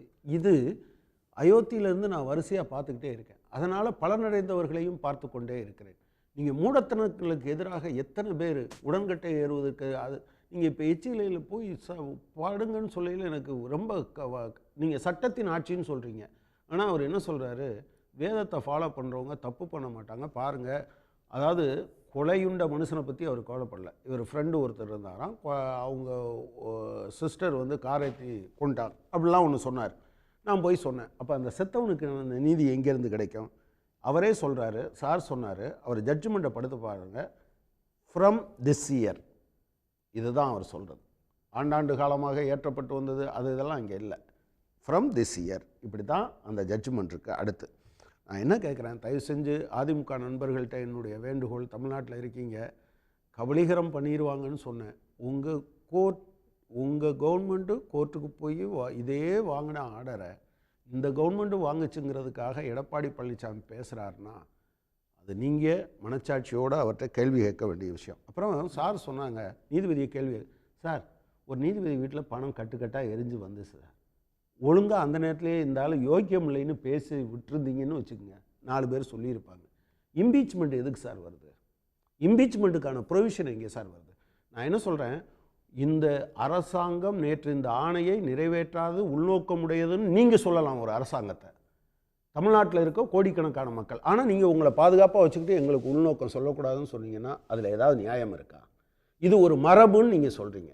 இந்த மரபில் நீங்கள் பின்பற்றுறீங்களா இல்லையா? நீங்கள் இந்த அரசாங்கத்தை நீங்கள் என்ன வேணால் சொல்லுங்கள், இது அப்படி பண்ணுச்சு, உள்நோக்கத்தோடு தான் நிறைவேற்றவில்லை என்று நீங்கள் சொல்லுகிற போது அதே விமர்சனத்தை உங்கள் மீது வைக்கணுமா வேண்டாம்? நன்றி நன்றி கனகராஜ். பார்க்கலாம் சுருக்கமாக. இல்லை இந்த இஷ்யூ வந்து இது பண்ண வேணாமல் அமிக்கபிளாக செட்டில் பண்ணணும். நான் அதுக்காக இவங்க இவ்வளோ சப்போர்ட் பண்ண முடியாது. ஏனென்றால் இதே திருப்பரங்குன்றத்தில் ஏற்கனவே இந்த ராஜா தலைமையில் ஏதோ போராட்டம் பண்ணாங்க, பிசுபிசு போச்சு. பிஜேபியினுடைய அட்டெம்ப்ட் வாஸ் ஃபெயிலியர். இதுலேயும் அந்த மாதிரி ஆகும். எப்படி ஹேண்டில் பண்ணோம்னா, ஒரே ஒரு பழைய கதையை ஒரே நிமிஷம் சொல்லி முடிச்சிடறேன் டைமில் சுருக்கமாக. பெரியார் அவர்கள், ஐயா தந்தை பெரியார் அவர்கள் ஒரு போராட்டம் நடத்துகிறாரு, மத உணர்வுகளை புண்படுத்துகிற விஷயம். ராஜாஜி ஒரு முதலமைச்சர் கோப்பில் என்ன தெரியுமா எழுதுகிறார், இக்னோர் இட் சொல்லிவிட்டு பக்கத்தில் இருக்க ஐ நோ ஈவே ராமசாமி நாயக்கர் அப்படின்னு சொல்கிறார். அவர் மேலே இருக்கார் கான்ஃபரன்ஸில். இதை சொன்னவர் கலைஞர் கருணாநிதி முதலமைச்சராக சட்டப்பேரவையில் அவர் பதிவாகி இருக்கிறது. அதனால் சொன்னேன், அது நீதிமன்றத்துக்கு போய் அவருக்கு எதிராக எதுவும் வரல, பெரியார் அது அந்த இஷ்யூ வேறு, உங்களுக்கு தெரியாது. நான் என்ன சொல்கிறேன், கலைஞர் கருணாநிதியும் அப்படி ஒரு இஷ்யூ ஹேண்டில் பண்ணார். இல்லை என்றால் அயோத்தி விஷயம் தமிழ்நாட்டில் நடந்திருக்கும், தீர்த்தார். அது பின்னாடி இன்னொரு நன்றி நன்றி சூர்யா. 2014-17 அதிமுக பெற்ற தீர்ப்புக்கு எதிராக அதே போல் 1980களில் எம்ஜிஆர் கவர்மெண்ட்டில் தான் தமிழ்நாடு தொல்லியல் துறை ஒரு ரெக்கார்டு கொடுக்குது. நடுப்பறை தான், அதாவது இன்னைக்கு இவங்க சொல்கிறாங்கல்ல தீபத்தூண், அந்த இடத்துல கிடையாது. ஏற்கனவே ஏற்றப்பட்டு இருக்கக்கூடிய இடத்துல நடு இடத்துல தான் அந்த தீபம் ஏற்றப்பட்டதுங்கிறத கல்வெட்டு சான்றுகள் அடிப்படையில் 80களில் அரசு கொடுத்த ரிப்போர்ட்டே இருக்குது. அப்போ எம்ஜிஆர் காலத்தினுடைய மதிப்பீடுகளை விட, ஜெயலலிதா எடப்பாடியினுடைய முந்தைய மதிப்பீடுகளை விட இன்னைக்கு அதிமுக முரண்பட்டு நிற்கிது. காரணம் அது பாஜகவுக்கு அடிமையாக நிற்கிதுங்கிறது தான் ஒன்று. இன்னொரு முக்கியமான விஷயம், நம்ம மீண்டும் மீண்டும் சொல்கிறது ஒன்றே ஒன்று தான் சார். பழசு அங்கே போவோம் இங்கே போவோம் அப்படின்னு போனோம்னா, நம்ம வாங்க புறாண நூற்று காலத்துக்கு போவோம், அகனா நூற்று காலத்துக்கு போவோம். அங்கெல்லாம் வந்து பலியிட்டு வழிபடுகிற மரபு இருந்துச்சுன்னு சொல்கிறோம்ல. இன்றைக்கும் அந்த குடைவரையில், முருகன் கோயில் குடைவரைக்கு பக்கத்தில் அந்த மூத்த தேவின்னு ஒரு குடைவரையை பூட்டி தானே வச்சிருக்கிறோம். ஏன் அர்ச்சனை பண்ண மாட்டோம்? ஏன்னா அது வைதிக எதிர்ப்பு சாமிங்கிறதுனால தூக்கி ஓரமாக வச்சிருக்கிறோம். அப்போ அதை ஓப்பன் பண்ணுங்க அப்படின்ட்டு போவோமா? அப்போ இப்படி போனோம்னா ஒவ்வொரு இடத்துலையும் இந்த டிஸ்பியூட் வந்துகிட்டே இருக்கும். கேள்வி ஒன்றே ஒன்று தான், இந்த கவர்மெண்ட் வந்து மக்களுடைய முருக பக்தர்களுடைய நம்பிக்கைக்காக நின்னது. அங்க பாரத் மாதாக்கு கோஷம் போட்டவர்களும் சரி, முருகன் கோயில வந்து நின்னுட்டு ஜெய் ஸ்ரீராம்னு கோஷம் போட்டவங்களும் சரி, என்ன சொல்ல வரீங்க? முருகனை விட ஜெய் ஸ்ரீராம் பெருசுன்னு சொல்ல வரீங்களா? அவர்களும் பாரத் மாதாக்கு ஜெய்னு பாஜக போடக்கூடிய கோஷத்தை போட்டாங்க. அதை போட்டாங்க. அப்புறம் ஜெய் ஸ்ரீராம்ங்கிறது என்ன? முருகனை விட ராமர் பெருசு அப்படிங்கிற இடத்துக்கு வரீங்களா? இந்த மாதிரி கூட்டத்தை அவர்கள் மீண்டும் மீண்டும் திட்டமிடுகிறார்கள். ஒரு குஜராத்தை போல, ஒரு உத்தரப்பிரதேச அயோத்தியை போல தமிழ்நாட்டை மாற்றுவோம்னு ஹெச் ராஜா தொடங்கி பாஜக வரைக்கும் மீண்டும் மீண்டும் சொல்றாங்க. தமிழ்நாடு அப்படி பலியாகாது. இது மத நல்லிணக்க பூமி. சங்கிகளின் கனவுகளை தகர்ப்போம், எதிர்த்து நிற்போம். நன்றி நன்றி நன்றி நன்றி. நன்றி, நேரம் இல்ல. இதே போல ஒரு சின்ன போய் ஒரு சாமி ராம் நல்லா வச்சதுக்கு அப்புறம் தான் கடைசியில் என்னாச்சுன்னு நமக்கு எல்லாத்துக்கும் தெரியும். அயோத்தியில பார்ப்போம். இதில் செப்பரேஷன் ஆஃப் பவர்ஸ், மாநில அரசினுடைய அதிகாரத்தை மீறி எந்த பேசிக் இது டாக்டரின் மீறக்கூடாது அப்படின்னு சமீபத்தில் வந்து பிரசிடென்ஷியல் ஒப்பீனியனில் வந்து ஒரு இது தீர்ப்பு கொடுத்துச்சு. அதில் சொல்லப்பட்ட செப்பரேஷன் ஆஃப் பவர்ஸ் தான் இதுலேயும் மாநில அரசினுடைய உரிமை பாதுகாக்கப்படணும்னு பல்வேறு சட்ட இஷ்யூக்கள் இதில் அடங்கியிருக்கு. அதெல்லாம் வந்து தொடர்ந்து அப்பீலில் வரும்போது ஒரு கான்ஸ்டியூஷன் கோர்ட் சரிவர தீர்வுகளை கொடுக்கணும்னு எதிர்பார்ப்போம். பங்கு பெற்ற அனைவருக்கும் நன்றி. உடனுக்குடன் செய்திகளை தெரிந்து கொள்ள சன் நியூஸ் பெல் ஐகானை கிளிக் பண்ணுங்க.